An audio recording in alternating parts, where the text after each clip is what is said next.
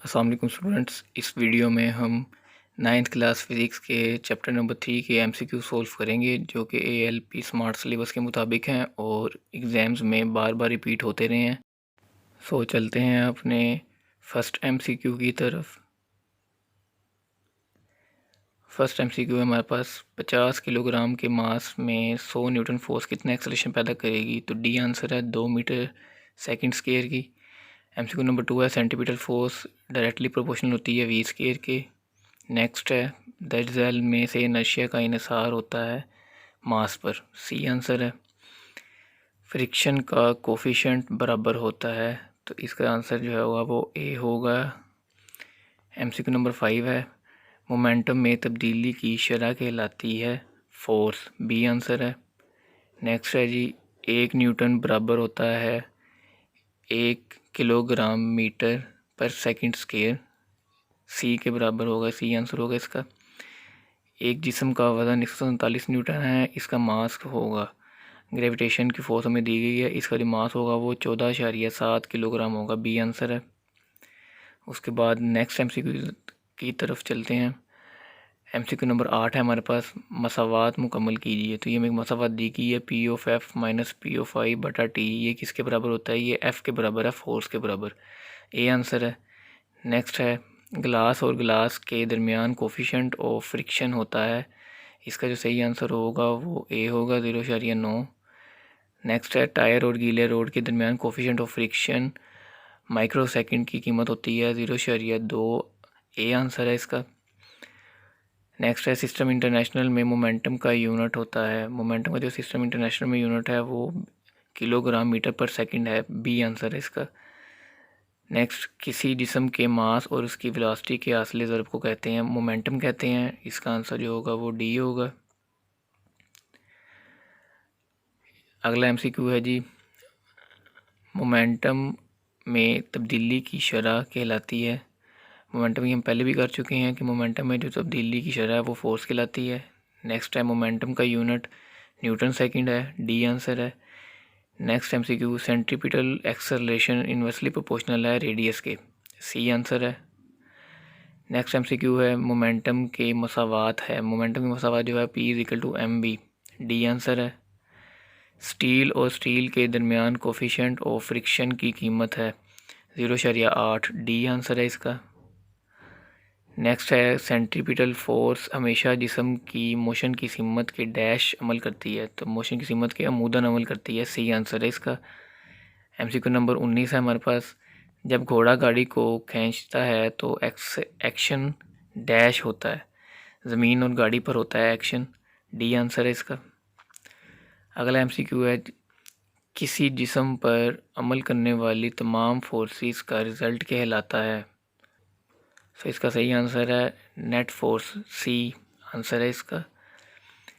Next है centripetal force मालूम करने का कुलिया, सेंटीपिटल फोर्स का जो कुलिया है वो है M V square over R. A answer है।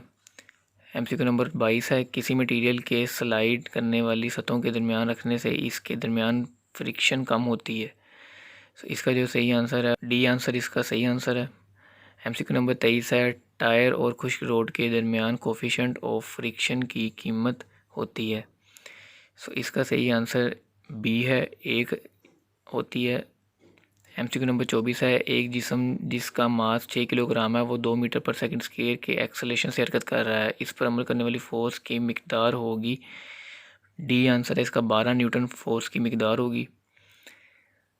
एमसीक्यू नंबर 25 है सेंट्रीपिटल एक्सेलरेशन मालूम करने का फार्मूला। ए इसका सही आंसर है V square over R. MCQ number 26 है एक फोर्स जो एक जिस्म के दायरा में हरकत कराती है कहलाती है सेंट्रीपिटल फोर्स कहलाती है। डी बी आंसर है। फ्रिक्शन की ज़्यादा से ज़्यादा मिकदार को कहते हैं इंतहाई फ्रिक्शन। बर्फ़ और लकड़ी के दरमियान कोफिशिएंट ऑफ फ्रिक्शन की कीमत होती है बी 0.05। न्यूटन के मोशन के पहले कानून का इतलाक़ गैर मौजूदगी में होता है। डी आंसर है फोर्स की गैर मौजूदगी में होता है। एमसीक्यू नंबर 30 है इनमें से कौन सा ताल्लुक दुरुस्त है? बी जो है वो दुरुस्त है, F is equal to M A force की जो इक्वेशन है। एमसीक्यू नंबर 31 है एक जिस्म का मास इसको हमने फील करना है कि एक्सेलरेट करने से कम होता है, एक्सेलरेट करने से ज़्यादा हो जाता है, तेज़ वेलोसिटी से चलने पर कम हो जाता है, या डी इनमें से कोई भी नहीं।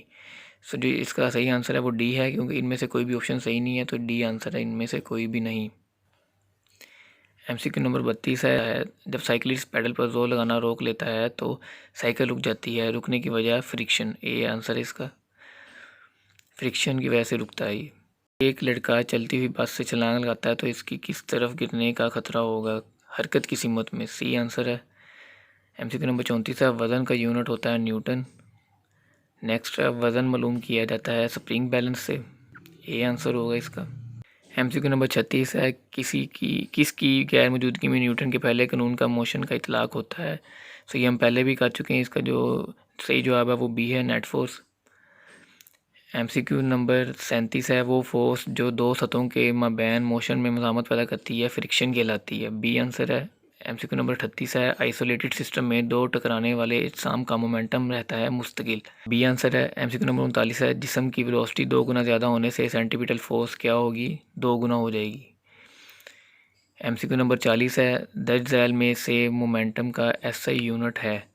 सो मोमेंटम का जो SI यूनिट होता है वो न्यूटन सेकंड होता है, सी आंसर। MCQ नंबर 41 है, मुदज्जा झैल में से किसकी गैर मौजूदगी में न्यूटन के पहले मोशन का इतलाक होता है, ये हम पहले भी कर चुके हैं, इसका सही जवाब सी है, नेट फोर्स। MCQ नंबर 42, वज़न W बराबर होता है, वो mg के बराबर होता है, ए आंसर है इसका। नेक्स्ट है, एक जिस्म का मास, ये हम पहले भी कर चुके हैं, एक्सेलेरेशन करने से ज़्यादा हो जाता है, एक्सेलेरेट करने से कम होता है, इनमें से कोई भी नहीं, या तेज़ वेलोसिटी से चलने पर कम हो जाता है। तो सी आंसर है इसका, इनमें से कोई भी जवाब नहीं। नेक्स्ट है, फोर्स का यूनिट होता है न्यूटन। नेक्स्ट, 1 न्यूटन बराबर होता है 1 किलोग्राम मीटर पर सेकंड स्क्वायर के, बी आंसर है।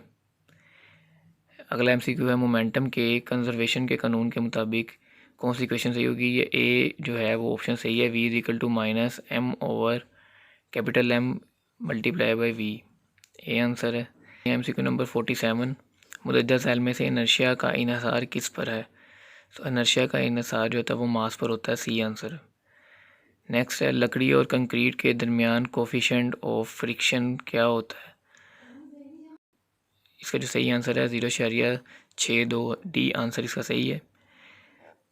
नेक्स्ट है, मोमेंटम हासिल ज़रब है मास और वेलोसिटी का, बी आंसर है। नेक्स्ट है, एक लड़का चलती बस से छलांग लगाता है, इसको किस तरफ गिरने का खतरा है, ये हम पहले भी कर चुके हैं, इसका सही आंसर सी है, हरकत की सिमत में। नेक्स्ट है जी, MCQ नंबर 51, वो फोर्स जो जिस्म के मोशन को रोकती है वो फ्रिक्शन कहलाती है, बी आंसर है। अगला MCQ है जी, वज़न का सिस्टम इंटरनेशनल यूनिट है, वज़न का जो सिस्टम इंटरनेशनल यूनिट वो न्यूटन होता है, ए आंसर है। फ्रिक्शन का कोफिशिएंट बराबर होता है, ये भी हम पहले कर चुके हैं, डी आंसर है इसका। MCQ नंबर 54, इनर्शिया का कानून कहलाता है, मोशन का पहला कानून कहलाता है, ये ए आंसर है।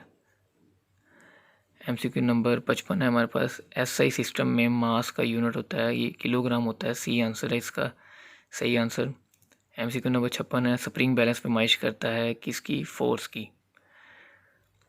MCQ नंबर 57 है, स्प्रिंग बैलेंस दर्ज झैल की पैमाइश के लिए इस्तेमाल किया जाता है, जिस्म के वज़न की पैमाइश के लिए इस्तेमाल किया जाता है। MCQ नंबर 58 है, न्यूटन का मोशन का दूसरा कानून F is equal to M है, ए आंसर है इसका। सेंट्रीपिटल एक्सेलरेशन का फार्मूला, तो वो इसका जो सही आंसर है वो पी है, A C is equal to V square over R. Last MCQ 60 है हमारे पास, स्प्रिंग बैलेंस की मदद से पैमाइश की जाती है, ये हम पहले भी कर चुके हैं, फोर्स की पैमाइश की जाती है। सो इससे स्टूडेंट्स हमने फिजिक्स 9th क्लास के चैप्टर नंबर 3 के MCQ सोल्व कर लिए हैं। आई होप कि आप लोगों को समझ आ गई होगी और आप लोगों ने ये अच्छी तरह तैयार कर लेने हैं, क्योंकि ये MCQs बार बार रिपीट हुए हैं पिछले सालों में, और ये ALP स्मार्ट सिलेबस के मुताबिक है।